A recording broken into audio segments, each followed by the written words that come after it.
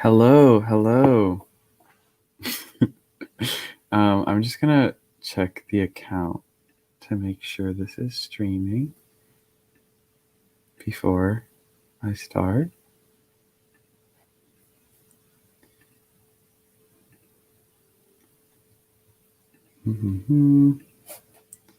Okay, cool. We're live. Amazing. So let me pull up my notes. Hello, I'm Sean. And welcome to the first episode of hopefully many in the subnjmusic world. This is currently a choir project, but I hope to do more of these in the future. So today I'm joined by the wonderful Zach Shectman. I've known Zach since summer after freshman year, which was almost 3 years ago. Zach had hosted a little music festival, I guess you could call it, at his house. And I had been a fan of his bandmate and friends. I had been a fan of his band mainly because I knew his bandmate Sky from high school, and he was wearing a cactus t-shirt. And when I introduced myself to him, he gave me a big hug, and it was amazing. And ever since then, we've just been good friends. He is one of the smartest, most helpful, most hardworking, persistent, precise, and talented musicians and producers I know. He's wonderful. And just to give a little example of his dedication, when I asked him today if he would do the interview, he asked if he could have a whole audio setup because he's just that kind of guy, so professional. So without further ado, I'm going to add Zach onto the stream. Hello. Thank you for such a kind introduction. I really Yes, appreciate of it. course. Yeah, I wanted to put something cute together. So there was so much I could say, but I didn't want to take up too much time. Thank you. So, Zach, do you want to tell us a bit about yourself? Sure. So I'm almost 21. Woo! Next I know, month. party. I'm going to be spending my 21st birthday inside at home. Yeah. With that. Yeah, we're not going to the club. We're not going to the bar. Yeah. Sky's COVID. in Vermont. Sky's not here, so COVID. Yeah. Yeah, so I'm almost 21. As you can see behind me, I'm here in my studio where I'm currently living at my mom's house. Tis the season of living at home because I can't afford to live alone right now. But nonetheless, I've actually designed this room to be multifunctional as a living space and a studio space where I can work, record, mix, master, basically do anything in terms of recording that needs to get done. So that's a good segue into another part about my life is that I'm a recording engineer. I work with a couple of different freelance companies. I was primarily doing live sound for concerts and musicals, dance shows, orchestra shows, all sorts of different stuff before the pandemic, which was a lot of fun, and I miss it dearly. But now, since we've all been stuck inside for so long, I've kind of shifted my focus to the studio world, which is one of my I guess biggest hobbies and something that interests me, something I love to do, and I love to create and help other people make art in terms of recording art and music. I love producing. I love doing sound design and helping people basically emotionally, physically, mentally get their art to where they want it to be. So that's kind of the biggest part of why I do it. That's a little bit about what I do for fun. Let's see what else. I love cooking a lot. I've been making fresh homemade French fries, which have been really yummy. Um, I love breakfast. That's my favorite meal to cook. I love croissants and coffee. I make a lot of lattes because I just got an espresso machine. I'm also really into coffee, which is fun. So yeah, I don't know. Music and cooking. Those are my two interests. I'm gonna keep it to for now. Cool. Yeah, So I have to say I'm in a group chat with Zach, and I'm always being updated with the latest breakfast achievements, and it's amazing. It always looks so good. everybody's breakfast always looks amazing. But we do have some arguments every once in a while over how burnt our breakfasts are. Yeah. I Not just gonna name any names. I love a runny yolk, and Mm-hmm. I guess that's not shared between the group chat, which is okay. Yeah. There have been fights, but I don't think I've ever started them. I just like remain to the side, just being like, whoa. Just Yeah. like providing commentary. It's Um, always my bacon is like charcoal. but like I respect that. But The it's thing is, really not. I like I see I grew up with my mom using the microwave, and like Oh, that's I pretty feel bad. I know. So like Do, recently, do you still eat meat or not anymore? oh yeah. Oh, okay. I wasn't sure if you like were vegetarian or vegan or. I'm kind of honored that you thought I was, but no. No, I just know a lot of people who have made the switch Yeah. pretty recently. No. So I've been, exploring the pan frying world, and like burnt is like a harsh word. Like there are many levels that you can have your bacon, Like, and okay, like, so for example, my mom is a vegetarian, mhm. and when she cooks bacon, I swear to God, it's like you could probably like write on a white piece of paper. It's so burnt, like it's just like a chunk of charcoal. Oh, So like that to me, that is burnt. Like a little crispy yeah. is not burnt. No, no, no. Like when it has a nice little snap, like Well, yeah, and also like in retrospect, like the idea of like a bacon piece even being like remotely like chewy is like actually kind of horrifying. So yeah, a like, little bit, yeah, so little salmonella here, little salmonella yeah, there. yeah, yas. All right. So, Alrighty. anyways, um, first off, I'd like to ask you about your beginnings as a musician and what growing up was like for you having an interest in music. Sure, absolutely. So, this is probably. Oh, sorry, my camera is doing something weird. Okay, we're It's good. okay. So this is probably not super relevant, but when I was really, really little, I took violin and piano lessons, like a little baby, probably 3 years old or 4 years old. Mm, So those are some of my earliest memories of my parents kind of influencing me or encouraging me rather to start doing some type of music. So growing up, my parents didn't play. My mom actually played a little bit of piano, but on the whole, they didn't really play any music. Physically playing instruments that we would always be listening to music in the car, in the kitchen. So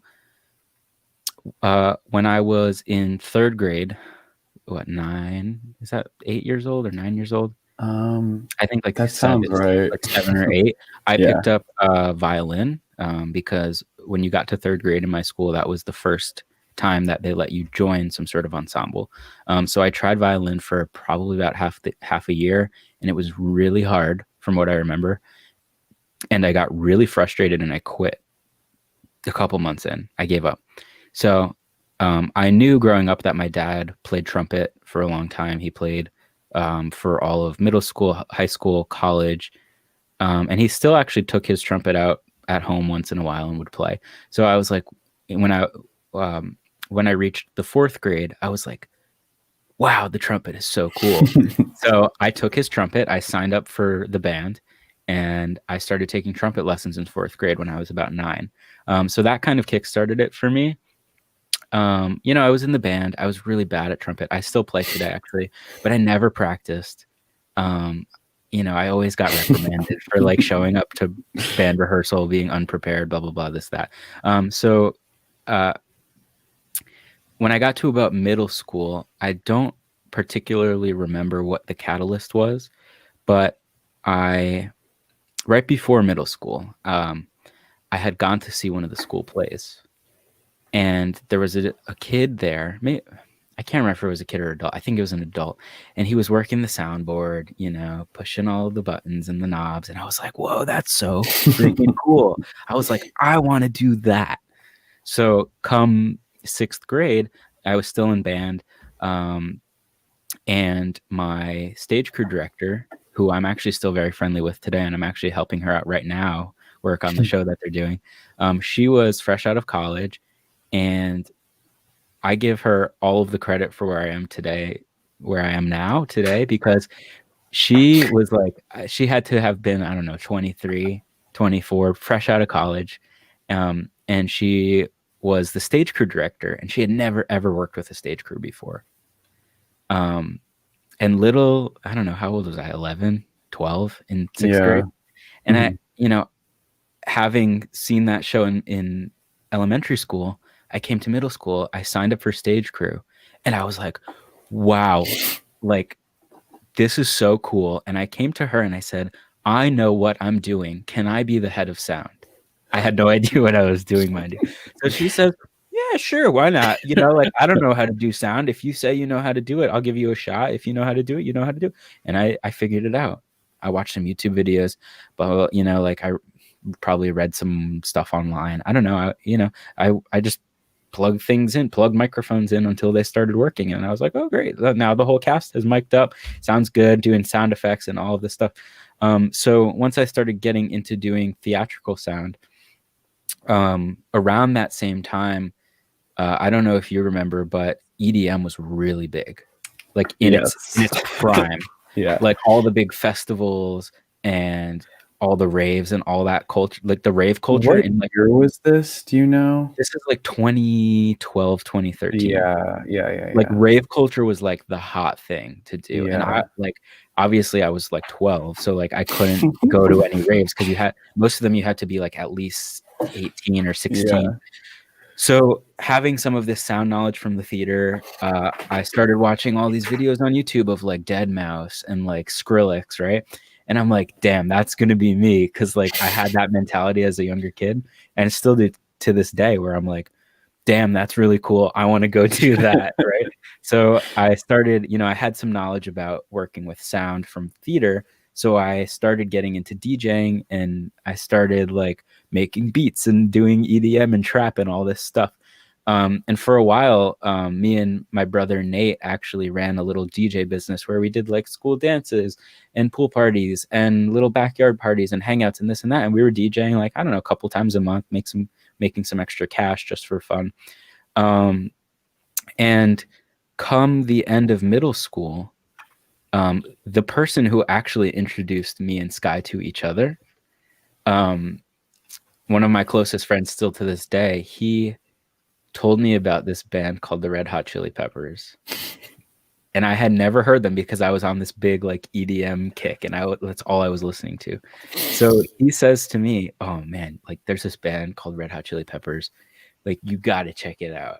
So I'm like, okay, I'll check it out. And I heard it, and I was like, because I somehow like I missed the whole like emo middle school phase of like Blink 182 and Whoa. My Chem, and I missed all of that completely because nobody in my grade was into that stuff.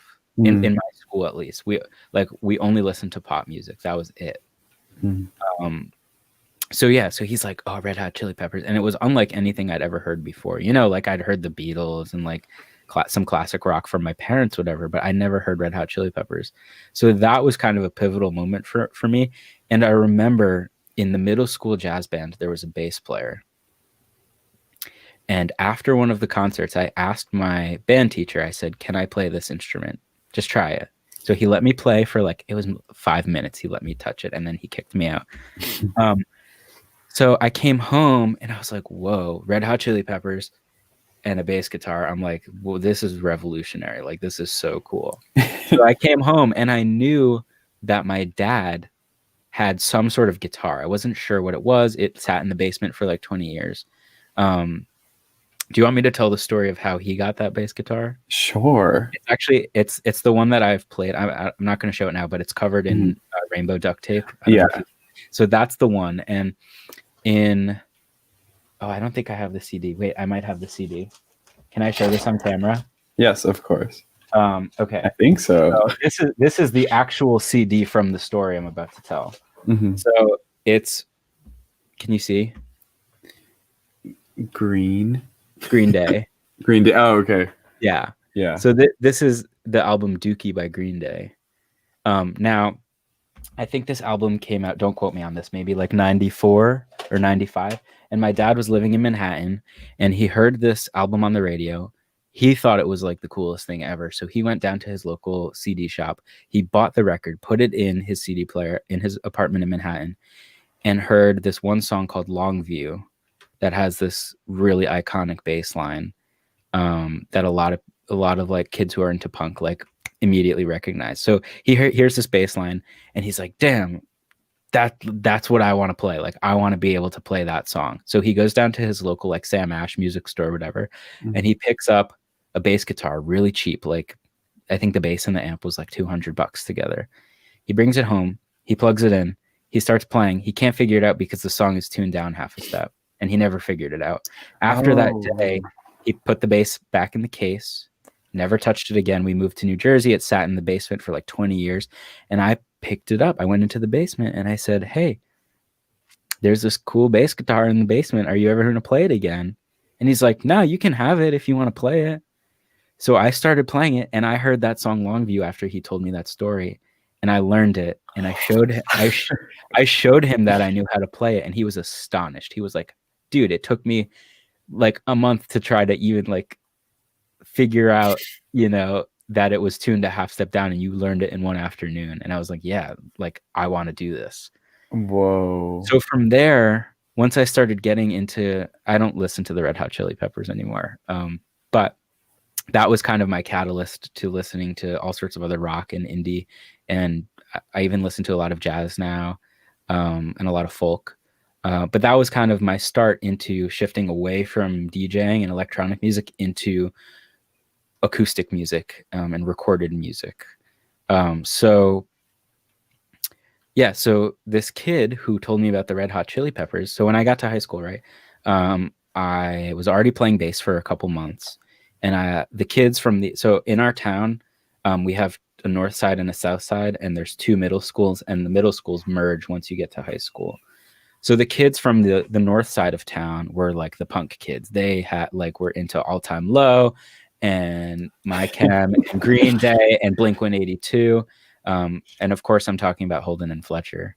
Oh Um, my. so yeah, so basically I met them like the summer before high school, and I knew they were in a band, and I like revered them. I was like these kids are like the coolest thing to hit the block. I'm like, so I really envied them a lot, and I begged them for so long. I was like, please let me play in a band with you. I'm learning the bass. And for the longest time, they wouldn't let me in. And eventually they fired their bass player, and asked me to be in the band. Lo and behold, that was the inception of Betty Sally, like I think end of freshman year. So this close friend of mine went to UCVTS with Sky and was like, "Hey guys, like I have this really cool friend who's really sweet and really kind and is into music. They want to be in your band." Like, so we were like, "Sure, like let's have two guitar players. That's so dope." Like, so of course Sky comes over, and I think it was Fletcher's house to rehearse one afternoon, and they were like deathly horrified of us, and we were deathly horrified of them. And I think at the time, Sky was actually telling me recently that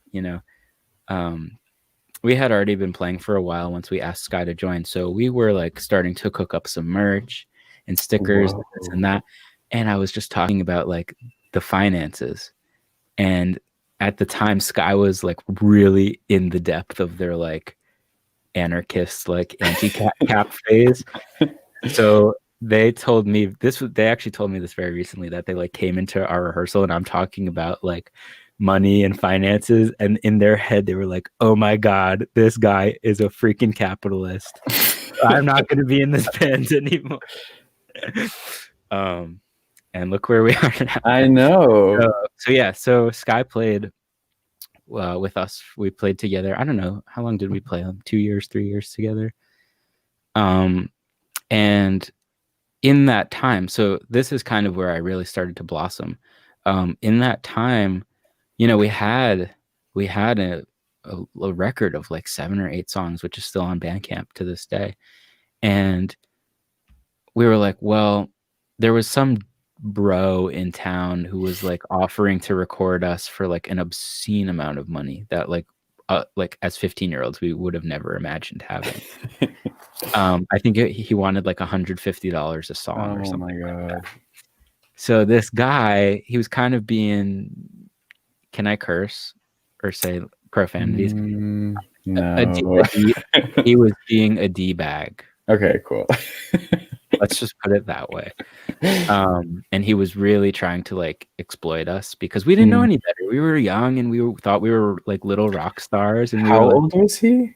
Oh, he had to have been. I'm not sure if he was still in high school.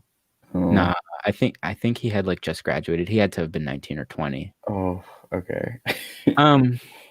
He's not like the worst guy I've ever met, but you know, he was like, we thought like this is what it meant to, you know, like make an album and do music. So ultimately I was like, okay, first of all, we don't have the money. Second of all, this doesn't really like, his work doesn't really line up with what we're doing. So I said, all right, why don't we just learn how to do it ourselves?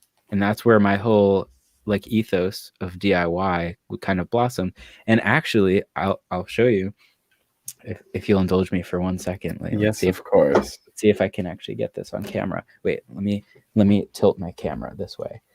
So this little recording interface was the first one I bought for, which I'm actually talking to you through right now. I bought that for Betty Sally. We, you know, I was working at Boaz at the time, which is our local frozen yogurt shop that me and Sean both, I think, still work at. I started again. So yeah, I saved up some money and I went to Sam Ash and I bought that and I was like, okay, great. We're going to make a record now. And I swear to you, I literally used like 2 microphones to do the entire drum kit. And I think like 1 microphone for the guitars. Holden had like a crappy little like multi-effects amplifier that sounded like garbage, but we made it work because that's, you know, we wanted to make a record and we wanted it sounds good for what we had at the time. Like I would never look back and be like, oh, that is like the worst thing. I'm so proud of that. And that was like a defining moment of my life and career in the music industry.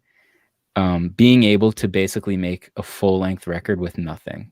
Like, you know, a guitar, an amp, and a mic. You know? That was basically it. That's all we had. We didn't have a studio. Like, this room did not exist at the time. I literally hung up some blankets in my basement and put a carpet down and made like a little makeshift vocal drum booth, whatever you want to call it. And we, you know, we had two inputs, so we could hook up 2 mics, and that was it. And it sounds great. So that's kind of where I've always come from, is like, you know, you can go out, of course, and like buy all this expensive stuff, but and I've acquired a lot of stuff, but in the process, you know, like I'll do 1 record and it'll be relatively simple. And then I'll be like, oh, well, maybe this sound could be cool. So like, let's get a new guitar pedal, you know, it's like little incremental things along the way that to me, I try to not have anything in my space that's not a tool that I'll use at some point.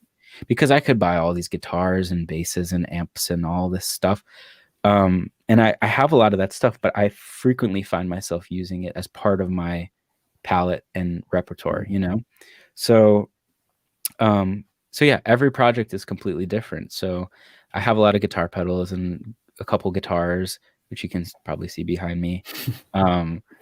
different microphones and stuff, but they all serve a purpose. They're Mhm. all here as a tool to me. So when I'm working with a band and I say, oh, like, you know, so they'll send me an album. They're like, we want to make like that solo, guitar solo, like, or like the sound from that guitar solo. I'm like, great. Okay, like what tools do we have here at our disposal to make something like that or make that sound exactly? You know, it's never like, oh, let's go out and buy this $4,000 blah blah blah, Mhm. because that's gonna like make all the difference. It's like, okay, well, we got this and this. Let's all think creatively together about how we can manifest what you are envisioning in your head. And that's like one of the most important things in the process to me, which um I personally find myself always learning and always willing to learn. But that's one of the things that I cherish the most about doing recording as a hobby, is that, you know, so many people um with tons more experience than me, less experience than me, some people will just say, oh, you know, I have this band coming, I just want to like put some microphones up, Mhm. record the songs, call it a day, give them the song, and that's it. Give me your money, right? Mhm. And then like there's no emotion, there's no soul, there's no feel, there's no, you don't feel the artist in the song because they just threw some mics up and hit record and that's it, it's done. Like, so like one of the biggest things that I try to implement into my workflow is capturing the emotion of the artist more than just putting a microphone in front of them. You know, there's a lot more to it than just setting up a mic. It's a lot of emotion, and it's a lot of evoking feelings. Like one of my favorite things is when I'm working either with Sky here or with another band, and we do something that makes everybody get goosebumps, Hmm. you know? And we're all just Totally. sitting there listening through the speakers, and everybody's hairs are like standing up on their arm, and they're like, that's it, that's the sound we want. And you know, it's like Mhm. there's no other feeling like that. Yeah. So yeah, I don't know, that's one of the biggest things that I love about recording. And I really like, I like mostly the recording side of things because I feel like that's where I can be most creative. So for example, I don't have it here, but a friend of mine gifted me a tape recorder, a portable cassette recorder from like the 70s. And um, these tape recorders were meant, you would, you know, go to a meeting and you would throw it on a desk somewhere and hit record if you wanted to pick up the conversation in the room. So they're meant to like get a lot of the space and the ambience. So for our record, the Skylar Pocket record that we were just working on, um, I brought my tape recorder with me. I put a tape in it and I plugged it in to the system to record it. And I just put it off like in a corner somewhere. And for some of the songs, this was while we were recording drums. For some of the songs, I just soloed that one microphone and listened to it. And I said, oh my God, that sounds amazing. So I actually used the cassette recorder as the drum sound for some songs. And it's stuff like Yeah. that I love to do, Yeah. is like thinking, there's a great engineer, recording engineer, um, who I can't remember the name of, but they basically said, you know, it's those kinds of creative ideas and techniques that will get you back in the room, you know? Mhm. Because if I'm just some like, you know, D-bag Joe Schmo, like throw a bunch of microphones everywhere and I'm like, you know, being an, you know, you can pick your Yeah. you can pick your vocabulary, Right. insert word here, being this kind of person to this band, um it's not going to leave an impression, and it might even leave a bad one in that, you know, the band was, Mhm. oh, he's grumpy, he's not creative, you know, he's just trying to get us out of here. But when Yeah. I can say, oh, like, you know, let's, so another thing, I gave Sky a pink cowboy hat, bowler hat, I don't know, Mhm. it's like a little pink sparkly hat with like a bunch of like little sequence on it, and I Cute. taped a microphone to it Oh. for recording acoustic guitar. so that you can when you listen to it by itself, it kind of sounds like you're literally the person playing the acoustic guitar because it's coming from here rather than coming from like down here, like where my mic is right here. So it's things like that, for example, where artists will be like, oh, that's that freaky dude that like strapped a mic to my head that one time. Like it sounded really good. Like Yeah. we want to work with him again. So it's those kinds of things that I really love to implement if I have the time and the resources. Just like just be creative in any respect, because no idea is a bad idea. If it doesn't work, you move on and try something else, which is it's always an iterative process in recording. And yeah, it always gets better, and there's always so much more to learn, and I'm still learning every day from so many people and teaching so many other people, and I think that's one of the best things about this industry is that there are so many people who are like-minded and are willing to teach and willing to learn, and it's always an open dialogue, and I've met so many amazing people so far, and I'm sure there's so many more to meet. So yeah, I don't know. So yeah, that's a little bit about my journey. Where was it? Oh, so sorry, I didn't mean to shout into the microphone. No, but yeah, so basically when our band in high school broke up, come senior year, we were all going our separate ways to college. Me and Sky had been working on their the second EP we had done together, but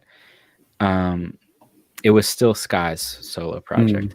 And we had done this whole EP really folk punk, like minimal to no instruments. It was literally like it was guitar, vocal.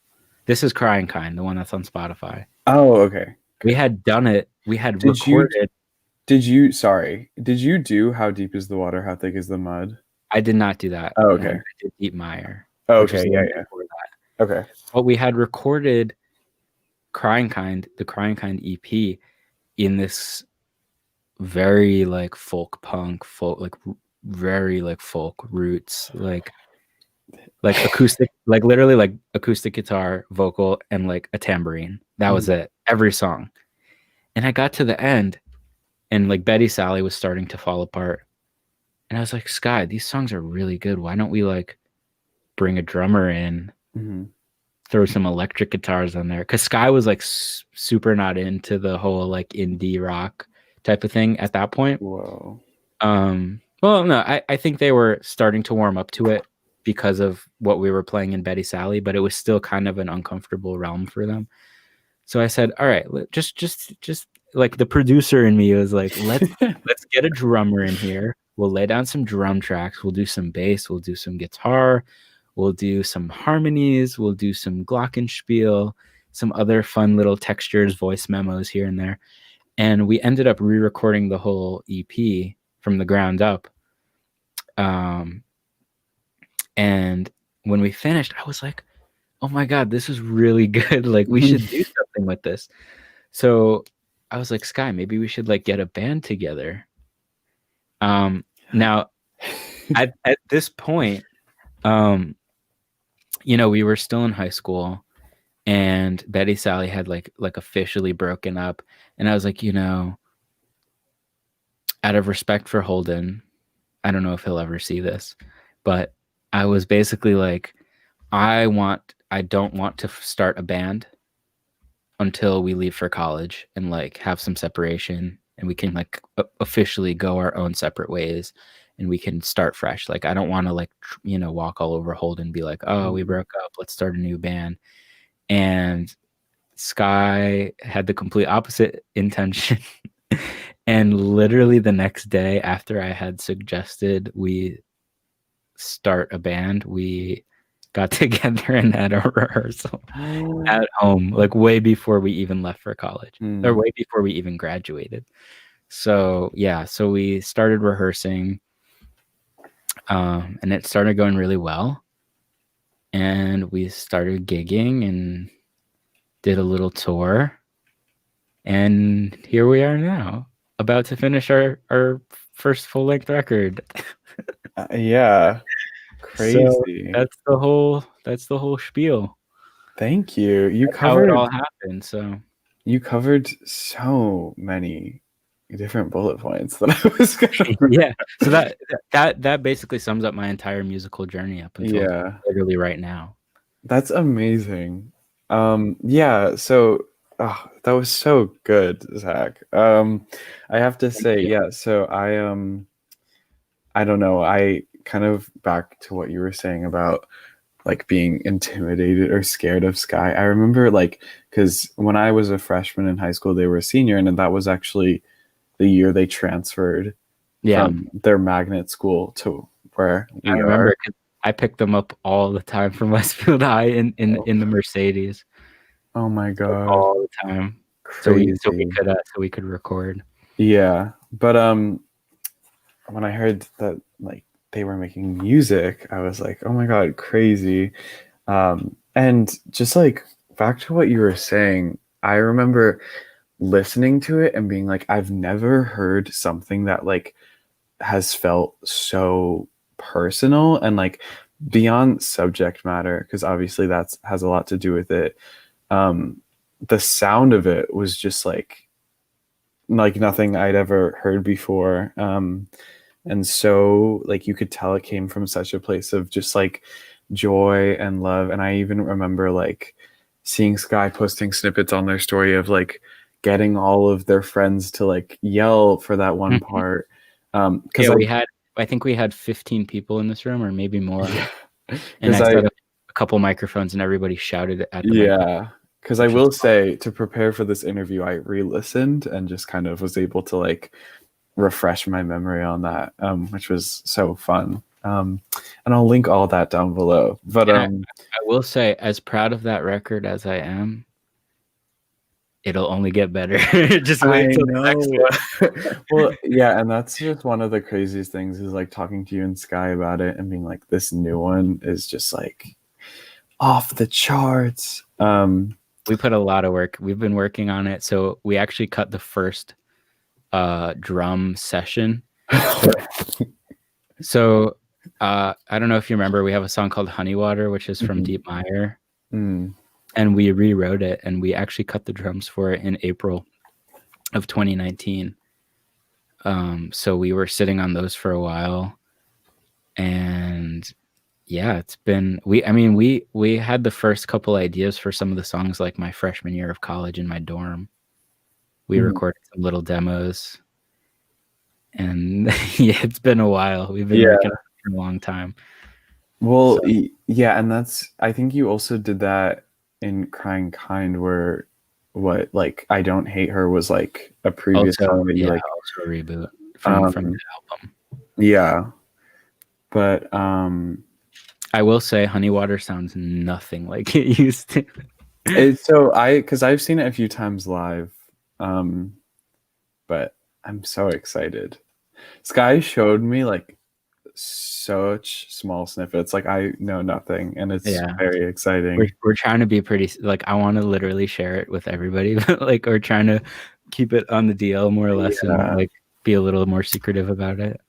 Yeah. So I little slight flex. I was part of, I guess, the filming team. I Mhm. didn't. I didn't help at all. I was merely there for moral support. But that was that Honey Water. I That's Honey forget. Water, yeah, yeah. Okay. Yeah. Totally. So from what I've heard, like Yeah. top tier.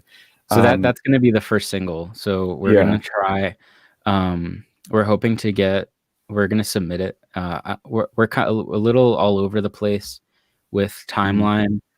Um, for reasons that have to do with I can't really say a lot, but Mm.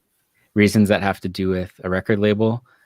So we're kind of flexible about the release date. So it might be we're thinking like late spring, early summer. But Honey Water is going to be the first single, and we're going to try to get it playlisted on like, any any of the playlists. Yeah. I mean, I'm hoping for Undercurrents, but who knows? Yes. Yeah. It's literally perfect. And I think I don't know. It's just like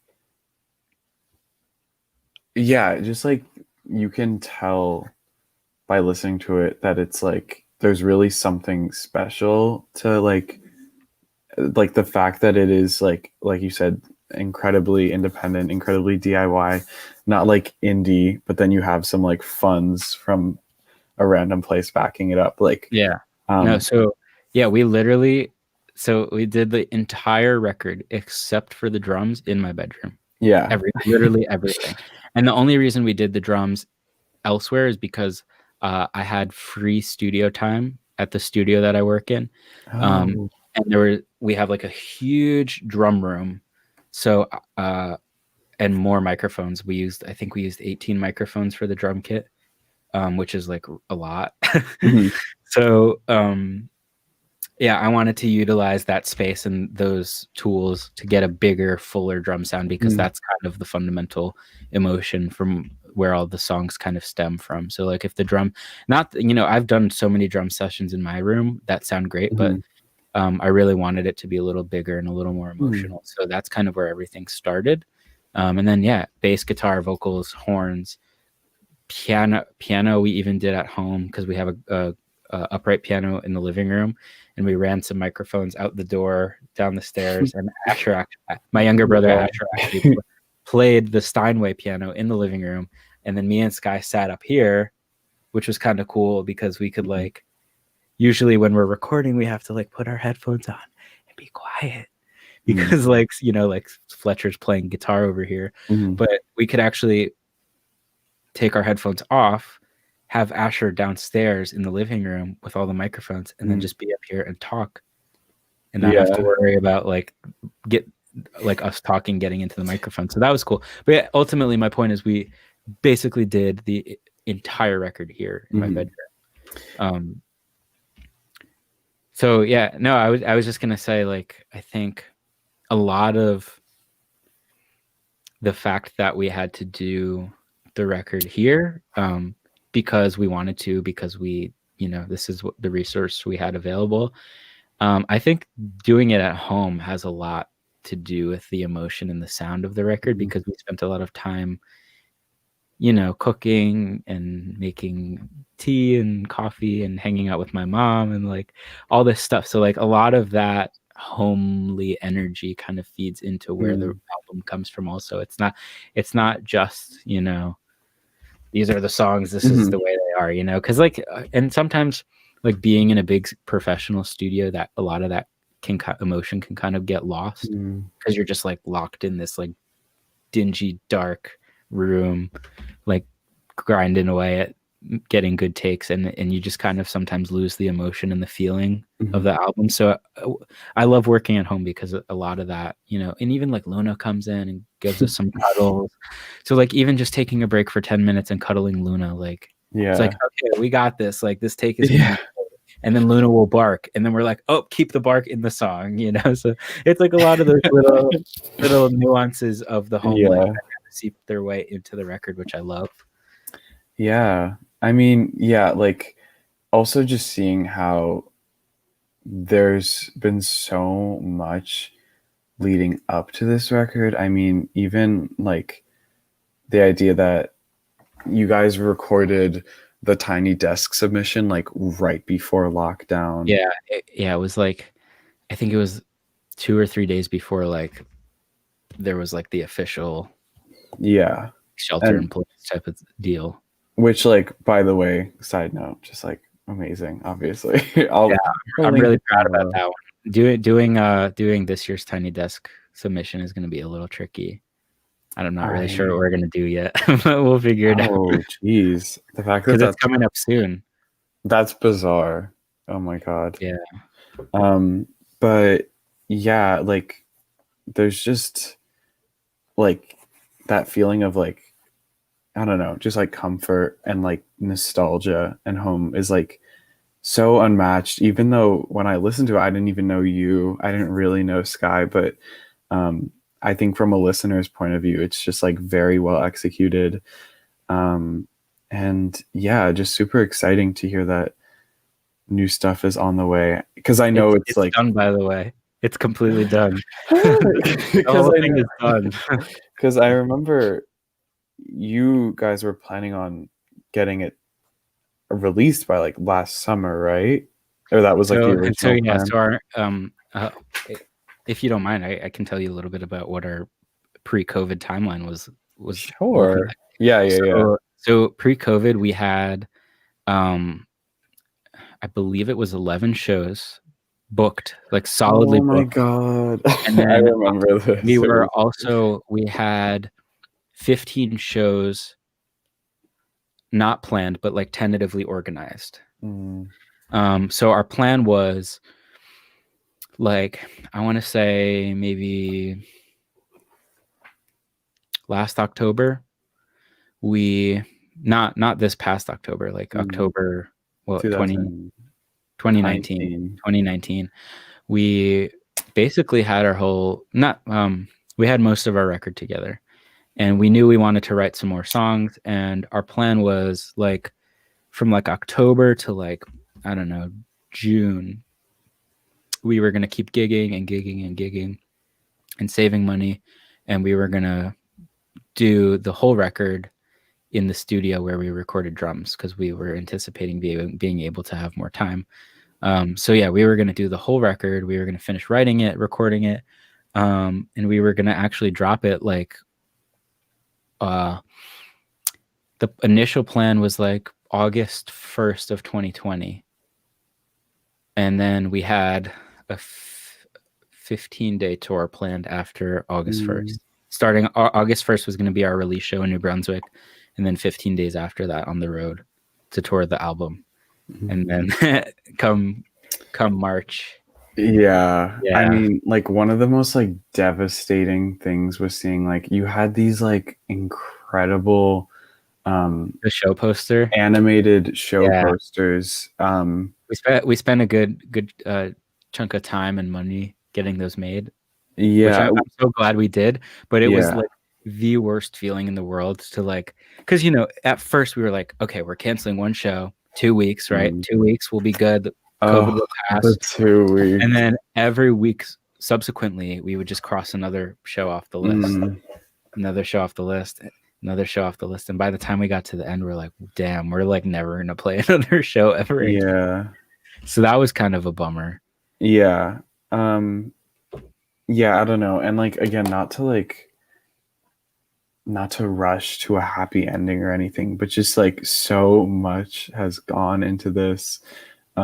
You guys have been like, also because you're like decent human beings, you've been like super responsible about the whole situation. Waiting to record, like keeping just like safety in the house, has been a priority of you, which I don't know, just very Yeah, respectful. And it's, we actually waited until August to start. Even yeah. I don't think I saw Sky until maybe late May, early June. Mm. And then we didn't even start finishing the writing and recording until like end of August, when things were Yeah. like pretty okay. Like I think Jersey was like 40 cases or so a day. Obviously we're not there anymore. Good old days. Yeah. So we felt, I mean, obviously we were still taking precautions. We were Yeah. wearing masks in the studio. I mean, here, me and Sky were seeing each other almost every day. So, and it was most of the time, it was just us. If like Fletcher and whoever else came into the studio, we would mask up, of course. And in the professional studio, when we were doing drums, we were always wearing masks. But yeah, I mean, we were getting tested a lot. Just to make sure everybody was good to work in the studio and do recording. It was a lot of logistical coordination to get it done. I'm super happy we were able to do it when we did, and have finished it. And like cherry on top is that like Sky right at the beginning of quarantine got COVID, which like kind of would have been in the same timeline of the filming of Tiny Desk, if I'm correct. So it was we filmed the Tiny Desk, and then I think like a day or two later, Sky got sick. God. Yeah. And then I was freaking out because I actually had just seen my grandma. Yeah. Oh, just like horrifying. She was moving to Virginia, and she had come up to visit for the weekend, right as COVID was getting bad. And like 2 days after I saw my grandma, because she was actually there the morning of the Tiny Desk. Oh. She was here, Yeah. and she went back to Virginia, and then 2 days later, Sky's like, "Yo, I have COVID." I'm like, "Oh my God, I gave my grandma COVID. Mm, Thank God, she never got COVID and yeah. still doesn't have COVID, and I hope she doesn't get it in the Yeah. future." Yeah. Yeah, I it was mean, scary. but I think that really fueled the, I guess, Yeah, um, it definitely did. And I'll tell you because, like, Sky had it for a while. I think it was like 14 days they were sick, oh yeah. and which is like I feel like is like considerably longer than people our age. Like I feel like most Yeah. people I've talked to are like, yeah, it was like 1 or 2 days, 2 days. Yeah. 3 days, yeah. Um, but yeah, come like June, like things were relatively stable with COVID, and I went to Sky's house in Westfield outside. I didn't go Mhm. inside. We were probably 30 feet apart, and I was like, I can't do this anymore. I'm like, we have to make this album. I'm like, I'll get tested. I'll wear my mask. I'm like, I'll get COVID. Like, I'm like, which is probably very irresponsible thing of me to Mhm. say at the time. But I was like, making this album is more important to me than getting COVID, which was probably not the best mentality to Mhm. have at the time. But I was really because we had a bunch of other stuff just like get in the way before, just like school and not we both of Mm. us didn't have cars, so we didn't have access to any studio space. So we didn't have a space to even rehearse. Mhm. So like we couldn't get together, we couldn't write, we couldn't record, we literally couldn't do anything. And I'm like, I will stay at home and record this album, get COVID or not. Like if I get COVID, I'll stay at home. Yeah. If like, so, which again, it probably wasn't the best mentality to have at the time, but I was so frustrated up until that point because of life just getting in the way, and we really really just wanted to finish it. Mhm. And ultimately we did take a lot of precautions in getting Yeah. tested periodically and making sure we were masked when we needed to Mhm. be. And it worked out great. So yeah, I don't know. Yeah. I mean, yeah, I mean, back to what I was saying, it's like your mentality, even that is like the mentality of like I'm doing is staying at home. Like it's not Right. like you were like Yeah, exactly. It wasn't the mentality of like, oh, like screw I'm gonna COVID, I'm gonna go play yeah, a show right now. It was no. it was more so like this album is important to me. I will take the precautions that I have to. God forbid I get sick, I will stay home Mhm. to protect everybody else. But Mhm. that to me is worth making this album. Mhm. Mhm. So Yeah. it wasn't necessarily coming from like an unreasonable place, No. No, no, like not at all. wanting to or knowingly trying to like endanger other people. Yeah, of course not. Yeah, but there's a lot of passion in this project, Yeah. obviously. And sorry, one second. But anywho, I wanted to talk a bit, kind of just circling back in your music process, because I know that there have been, I mean, besides obviously the COVID, you took a lot of, there were a lot of changes you made from Crying Kind, your EP, like your first official Skylar For Pocket sure. as a band EP, to this one. I know that you um, kind of gave some responsibility to some other people, and I wanted to hear like the thought process behind it, what that was like. I know that everyone that you've collaborated with or worked with, you've had full trust in, but I'm sure from your standpoint that there was definitely some feelings of anxiety about like kind of spreading, I guess, the power, but I Yeah. guess that's not the best way to put it. But anywho, what was your? So yeah, um I have always really been interested in texture, musical texture. Mhm. So going into the recording side of this album, so wait, let me backtrack just a little bit, because you were asking about our process. Mhm. So our process typically starts with Sky will typically always come to me with a really like stripped down, like kind of grassroots, like folk song, you know, Mhm. uh like really fast, strummy acoustic folk punk song. And I'm this is why we work so well together, is because I'm able to take their song, and I have like a very production indie oriented brain. And I'm like, okay, like where can we compromise so that it still retains a lot of like folk influence, Mhm. but where can we make it like an indie power bop for Mm. like, you know, for like undercurrents, right? That's so interesting because that kind of sounds like the beginning of like the story of Kyoto Yeah, by no, Phoebe exactly. Bridgers. Exactly. It's that exact kind of thing where Yeah. like Sky will come to me with a kind of slower mid-tempo song. Mm. There's that really good New York Times video that she did where she's Yeah. like, "Oh, I had this slow ballady type of thing," and her Yeah. producer's like, "All right, let's make it up tempo, Mhm. throw some drums and bass in there," and that's like literally exactly our process. It's Um, bizarre.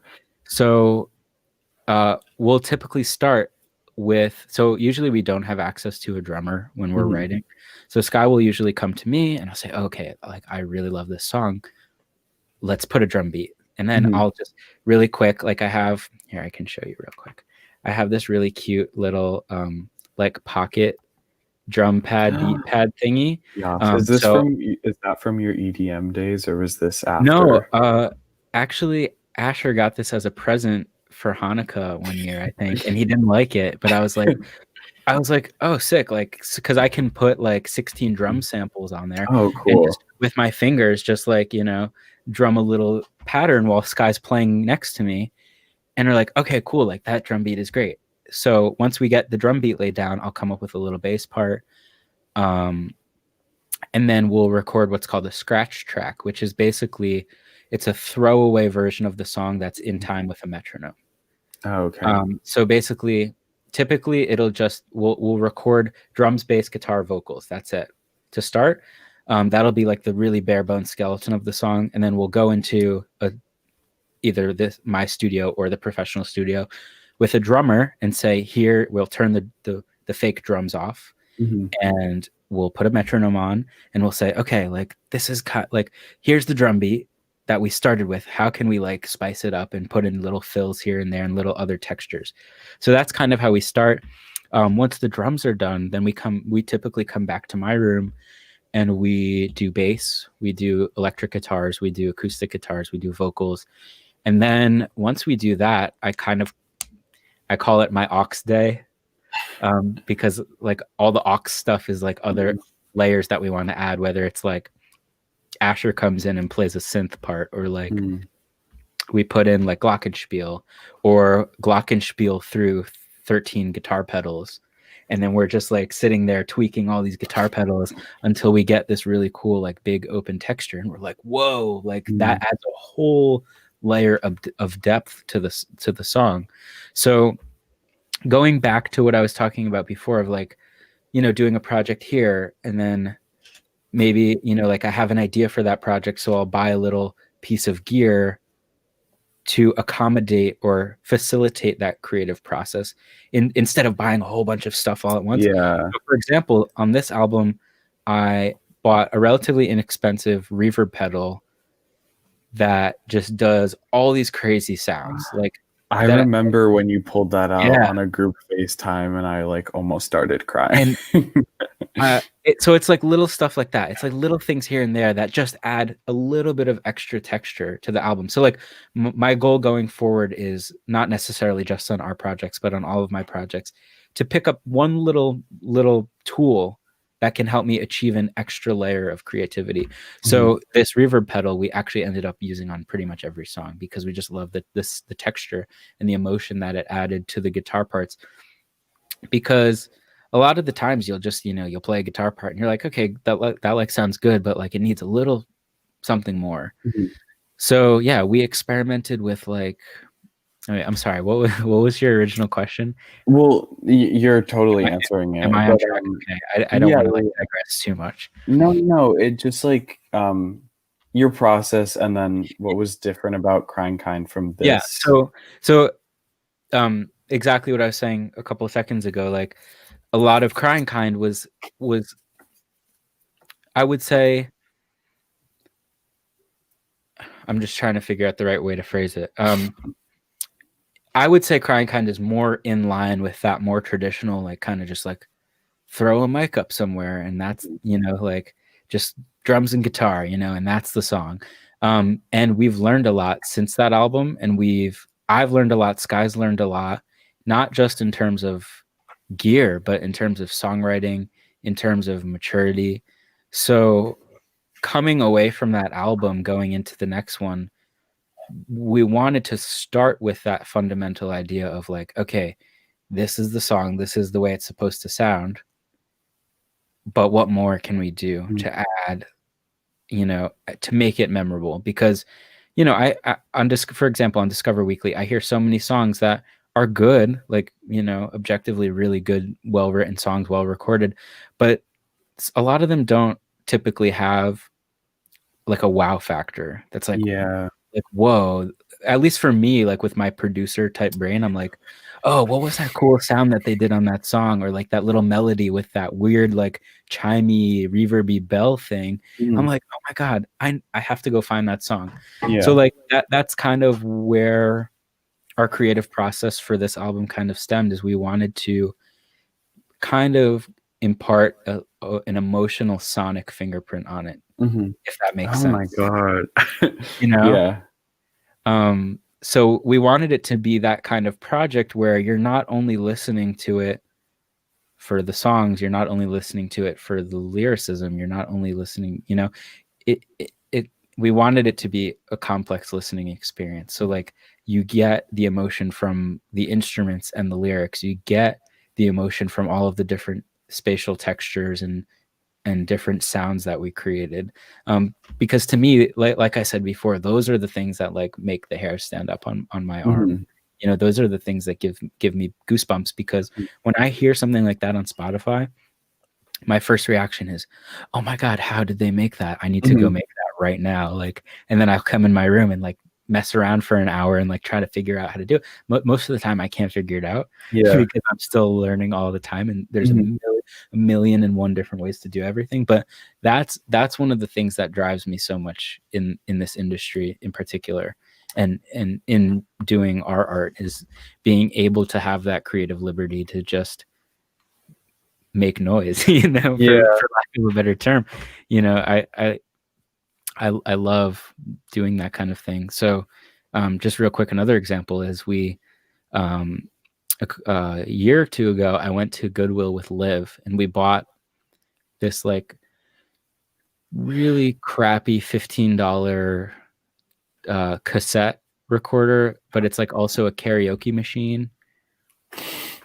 It's so silly, but it came with these two really crappy microphones. And I said to Sky, I'm like, okay, like I bought this thing, let's use it. So the middle track, so the whole album, the concept for the album more or less is that the whole thing flows as one piece of art. So it never stops. So in the middle, there is one song that breaks up the album. So the first half flows and then the second half flows.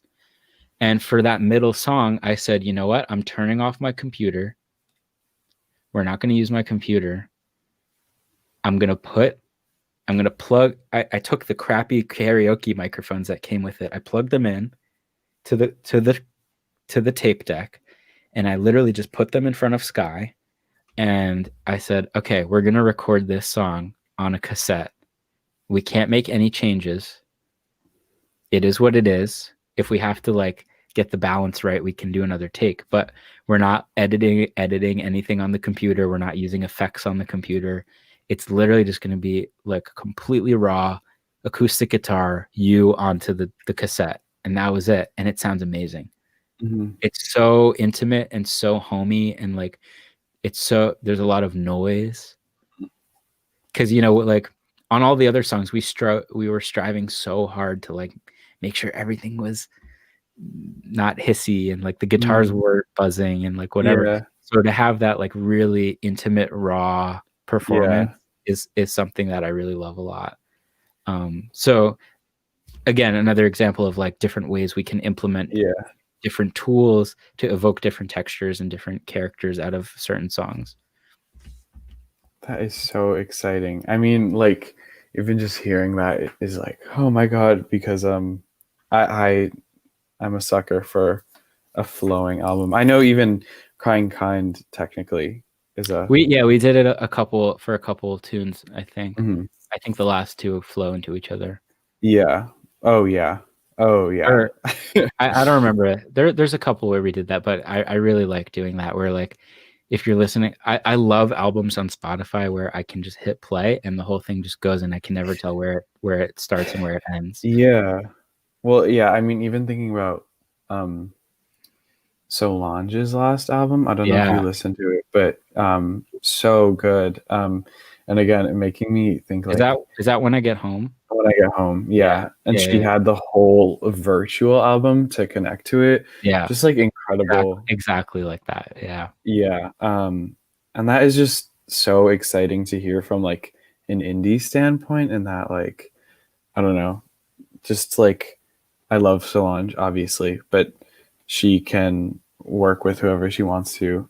But just hearing like that complex of like a concept but being done in a lot more independent way is just super exciting. And just a side note, a little insight into that process of making them flow together. We actually had to start planning the transitions like when we wrote the songs. Oh my god. So it wasn't necessarily like, okay, the song is done, Mhm. like let's make a transition. We basically like had to work the transitions in from the ground up. So they're That's like a so part of interesting. each other. Yeah. Whoa. I mean, and that even that just like guarantees good flow throughout the album, not even in the transitions, but like thematically, I'm Yeah. sure. That Um, was also really hard picking the here, wait, let me see. Oh yes. So you'll actually enjoy this. I don't know if we've shown you this notebook, but this was mm, my fourth grade yes, yeah, writing yeah. writing journal, in which I would read books and write book reports, little essays Mhm. about them to my fourth grade teacher. And we decided to actually, we have some cute stickers, Cute. um, but we actually decided to turn this notebook into our production notebook, which literally has um, chords and production ideas and like, oh, I don't know. Wait, Yeah, I don't yeah, know. that's better. Sorry, I was cut off. I It's was looking okay. at the wrong monitor. But there's like, uh, here's the aux checklist. So like Oh my god. shakers and tambourines and piano and trumpet and Wurlitzer and cello and all this stuff. Mhm. And this was actually the first page that we did, which is the concept, Oh my god, that's literally like a storyboard. I the remember thematic concept of the whole album and how it flows emotionally. We made it an inverted bell curve. that's perfect. I So that's so interesting don't that want to give away there's too many snacks oh though. yeah, yeah, yeah. No, but visually, like I don't a lot So of yeah, that's that like when we finished the writing of, oh, sorry, I keep freezing. it's all good. When we finished the writing of the album and we had all these songs, I don't know why or what possessed me to do it that way, but I said to Sky, I'm like, I feel like these songs would work really well, really big, exciting introduction, and it slowly mellows out into that Mhm, middle track. That's the one on tape, really intimate and stripped down and raw and mhm. acoustic, and then it builds back up in energy to a big closing. So I don't know why I So came up with that, but there were some albums that I had been listening to at the time that did something similar, not exactly in the mhm, bell curve type of way, but like um they kind of had a bunch of big powerful songs and then a very raw intimate song, and then ugh, um one I can actually name one album, yeah, uh yeah. Four of Arrows by Great Grandpa is I'll check is it out. really emotional and really well written, Mhm, and that's kind of where I got some of the emotional inspiration for arranging the album, um, because I have heard albums that are uh, they flow sequentially, but sometimes don't really make a whole lot of emotional sense. It's like, oh, Mhm. why is this song last? It sounds like it should have been like the first one. Mm, yeah. So I wanted to make it really definitive of like where the Mhm. emotional state of the album would be at any one given time. And it took a lot of deliberation and crossing out and being like, Yeah. no, this song should go here. No, this song should go here. And then so on top of that, it's actually going to be an 11 song album. Mhm.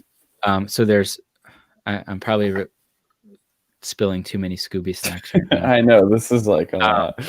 And there I are yeah. I created 2 interludes in the album that are transitional. Mhm. So, but I'm not going to give away any more than that. Okay. But Just can I ask one question? yeah, Because from the sound of it, would honey water be like beginning and because honey honey water water is pretty like big in honey production. water is going to be in the beginning. Okay. It will also be the first single, so that's going to be the first song that comes. Yeah. So that, yeah, Oh, that's it. That's at the beginning of the album. that's so. Oh my God. I hope I'm not. I don't. I don't want to. I don't want Sky to be mad at me for asking you to Yeah, write. do you want But to actually live stream the whole album right now on the yeah, like let's just early release. early release party? Oh my. So Yeah. so yeah, it's actually done in its entirety. Everything is recorded, written and recorded. The next step is for this album in particular, uh I decided with Sky that I wanted to outsource what's called mixing and Mhm. mastering. So basically mixing is literally just balancing all of the tracks and making sure they work together cohesively and just adding little effects like reverb and delay and little textural effects here and there. That's the mixer's job. And then mastering basically is making sure it's loud enough to be on Spotify and Apple Music.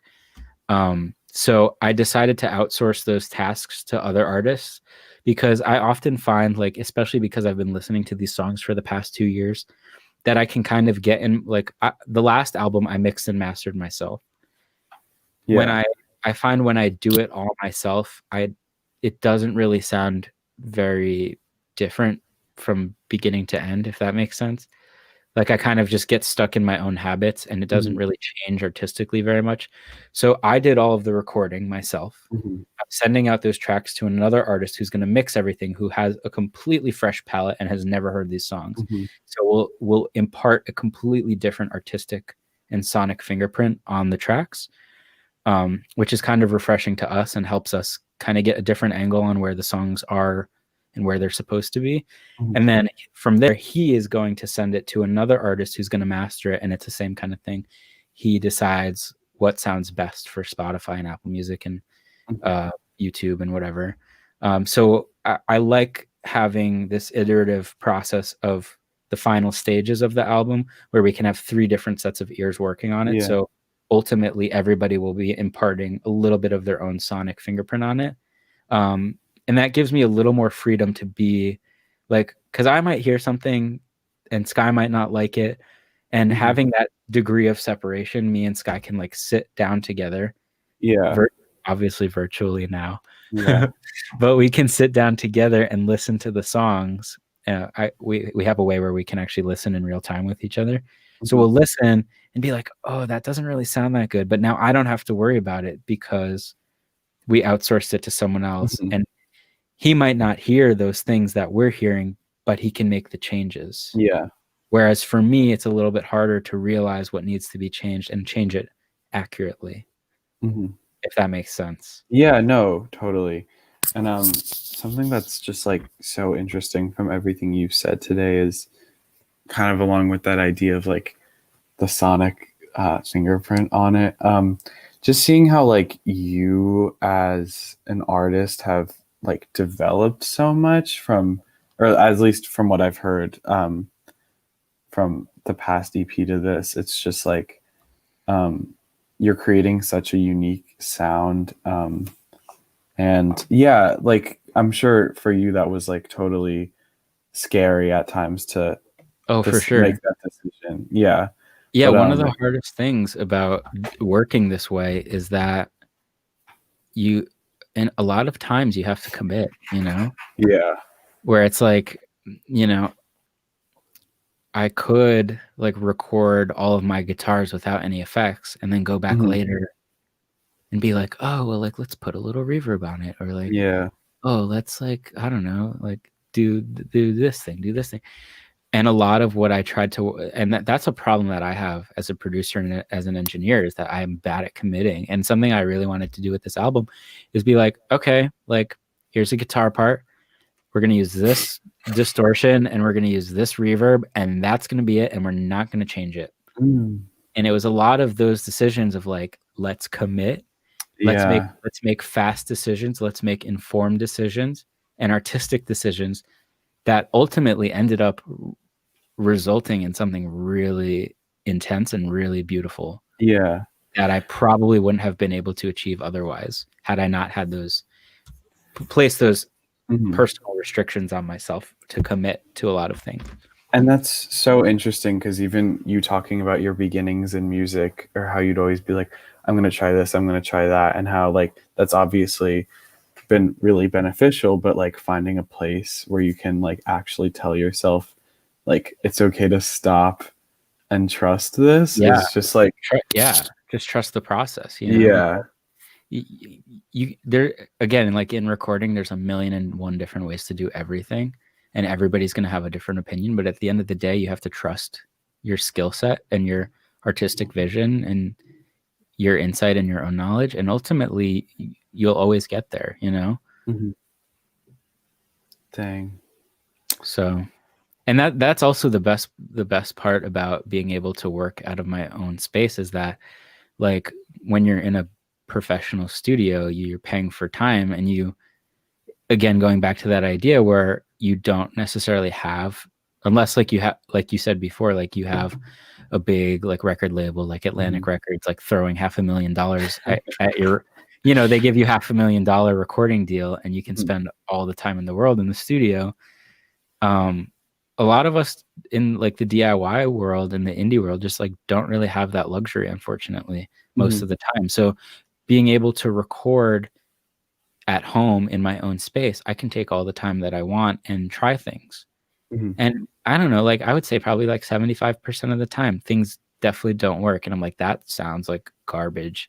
Like, like different mic, different guitar, work within what we have. But, I have been lucky to have acquired like a good amount of tools, recording tools, and just from working a lot and saving and buying little things here and there. But um again, there's like so much like useless crap you could probably buy to do recording. Yeah. But even like I said, like in my beginnings, just working with two mics, it's like, Mhm. okay, well, we only have two mics.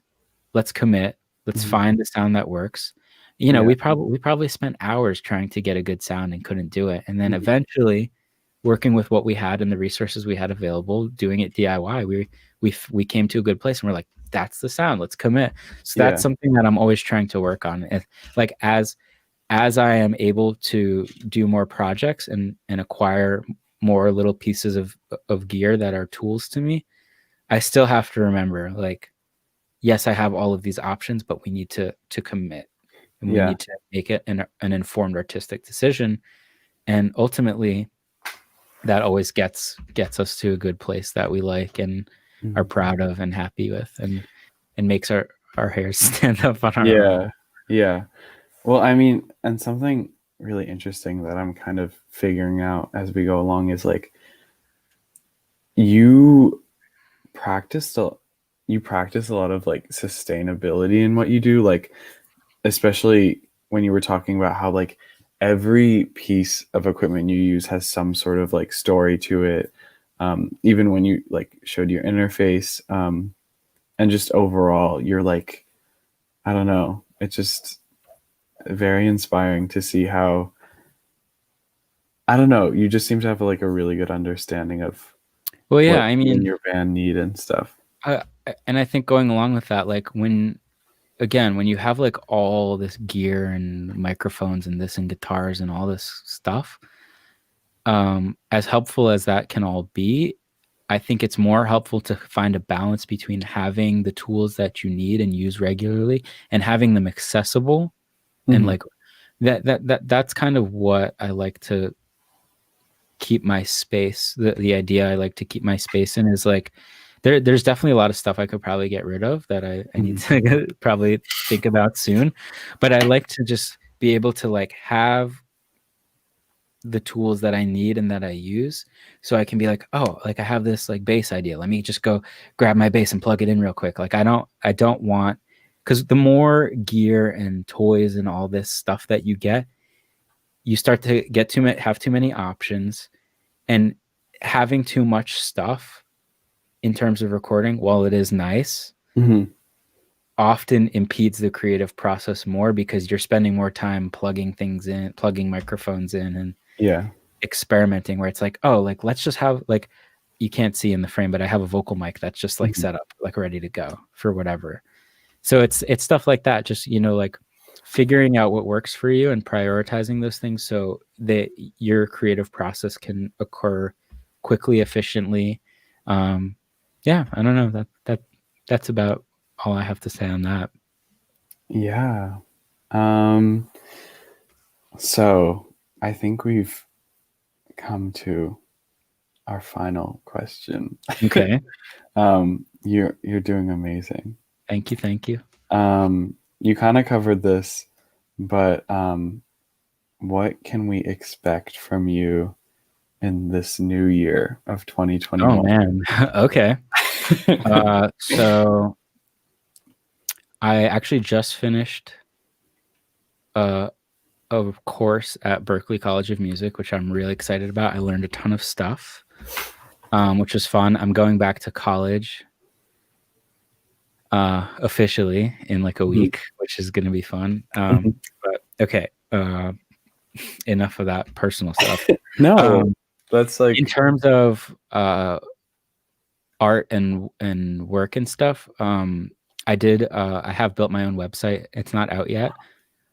So uh, um, just stay posted for that. It'll be on my Instagram page. It'll have basically my portfolio of work and where you can find me.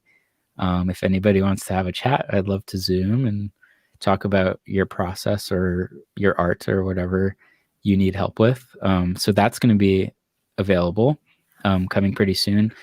The studio that I'm working in, we're renovating everything. So we're going to have that space open for really cheap, really affordable for up and coming artists who need a good recording. So we're working on the studio. It's almost done actually. So that will be available. That's also linked on my Instagram page. Um, yeah, I'm just looking to make more art and take on more projects and help more people make their vision come true. That's about it. So that's kind of my focus, gonna be my focus going forward while we come hopefully to the end of the COVID season. mm, So I can get back to doing concerts and musicals and yeah. stuff, in-person events, because that's what I really love to do. I honestly love doing live sound and studio work equally. I think that there's so much to learn, not just in terms of the craft, but like I've learned so much in terms of just life and professionalism and relationships and friends, and it's taught me so much, so I can't wait to get back to both of it. So yeah, I'm hoping to take on more projects. We're going to be releasing our album hopefully end of spring, early summer, and I'm really hoping, um, from what I've read from Dr. Fauci, apparently that's going to be the time where the average folk are going to be eligible to receive our vaccines. So Mm, uh, I'm crossing my fingers that maybe at the end of the summer or early fall we can play some sort of outdoor show mm. in some sort of safe capacity. So that's my hope. So many exciting things to be coming. So That was a beautiful answer. Um, well, this was so much more than I expected it to I be. In terms of had like, fun. I know this was so much fun. I could talk for hours and hours and hours about this And stuff. that's amazing. No, it's crazy. Like looking at the notes I had just in case, like, I don't know. I knew we'd be able to talk easily, but I had like little notes of like DIY, like, and like, you're just, you were a very entertaining person to interview. This will be so fun to look back on. And yeah, I'd love to get you and Sky on someday. I think Yeah, that would be really let's do fun. it for sure. Um, but this And was, if you ever want to record anything, you know where to find me. I know, Because I know you just picked up the guitar very recently, also, right? yeah, yeah. Maybe we can make a record too, a quarantine record. Yeah, that would be amazing. I had been like wanting to do that for so long. I actually just got a new laptop for Christmas. Oh, fancy. My last one just, Did you get a Mac? I did get a Mac. Um, so just like even like having like a well functioning garage band is exciting. So Awesome.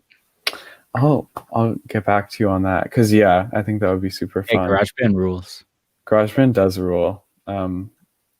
Yeah, gotta, I don't know, a lot of good. I think like wasn't Fiona Apple's recent album on GarageBand? I It's very heard. possible. I don't I know. I listened to it. I didn't like read any of the interviews or Mhm. anything. Also Yeah, an amazing record. yeah. Very incredible. Awesome record. I was having a hard time getting into it, and then I started listening to her like debut album because Mm-hmm. I need to like understand her more before like because I feel like she is so like she reminds me just so much of like kindergarten. Like I think I used to listen to her. Yeah. Oh shoot, I'm getting a call. Oops. What's that Uh, one song from her new record, Tamika? Is that what it's called? Shamika. Shamika. Shamika Yeah, said I had thank you. Yeah, potential. that Yes. sounds really good. Yeah.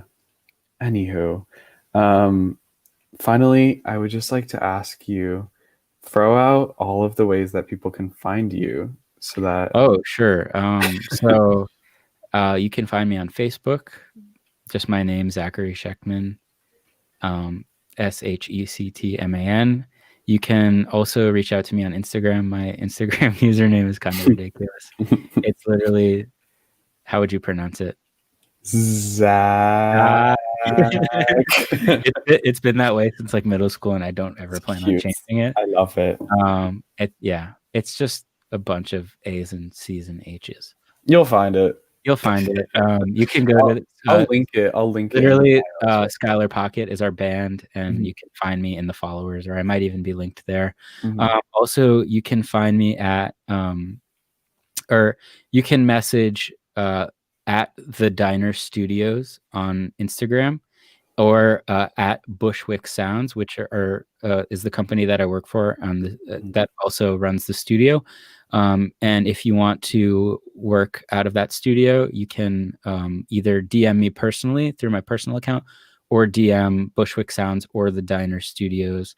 And the owner, Carlos, will probably reply, and you can just say, hey, I'm looking to work with Zach, or looking to work with Carlos. If you're interested in working in the studio, we would love to have literally anybody. We kind of cater to all needs. We do indie, we do folk, we do hip hop, we can basically do anything in the studio. So also a really beautiful, fun, inspiring place that I love to work.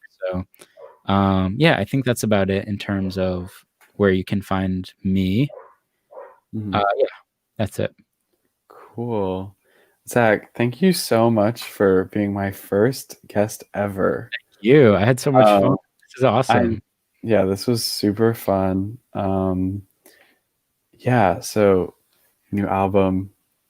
What did we talk about? New Summer album. 2021. Summer 2021, Summer new album. album. Here we come. Yeah. Stay tuned for that. Go follow Zach on all of that stuff. Go listen to his work. Get excited for the new album because I know I am. And I hope y'all are too. All right. Okay. Peace. Thank you so much.